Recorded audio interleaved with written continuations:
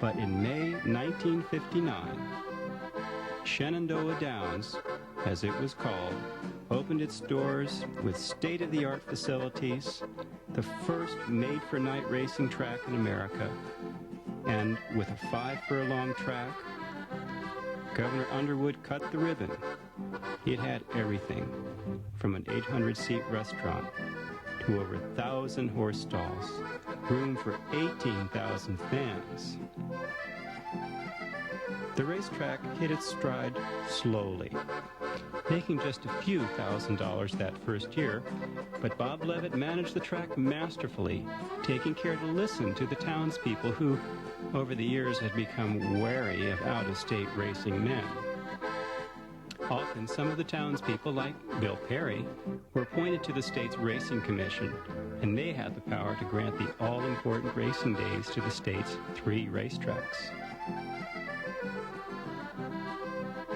Bob Levitt put in not harness racing, as Lefty hoped, but thoroughbreds. Maryland, you see, already offered fans harness racing, and night flat racing drew a whole new group to the track. People like the old horse show crowd who saw horses as part of a social occasion, complete with picnic baskets and formal dinner date. One fateful day, in a workout, a frisky horse suddenly bolted off the pace, galloped for the rail, and cleared it majestically.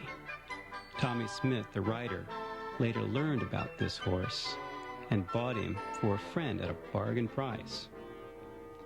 4 years later, he guided J. Trump over the posts at England's ultimate race, the Grand National, and won.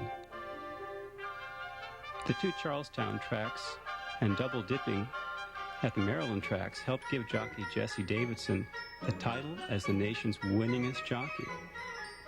He later chose to pass up fame and rides at bigger tracks to stay and still ride at his favorite home track, where he knew the secret was to get your horse out of the gate fast and scramble for daylight. One cool February night belonged to a jockey, not a horse. Barbara Jo Rubin quietly rode her horse into the starting gate, her head down. A handful of mean-spirited and threatening men shouted obscenities and taunts that no woman should ride as a jockey.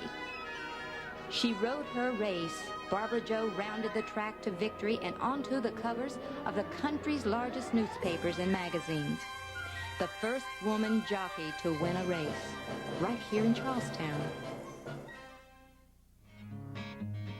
By the late 60s, both tracks were bringing in over $4 million a year to the state treasury. But a weakening monopoly on winter racing, rising energy costs, and the competition from other sports like football hinted at a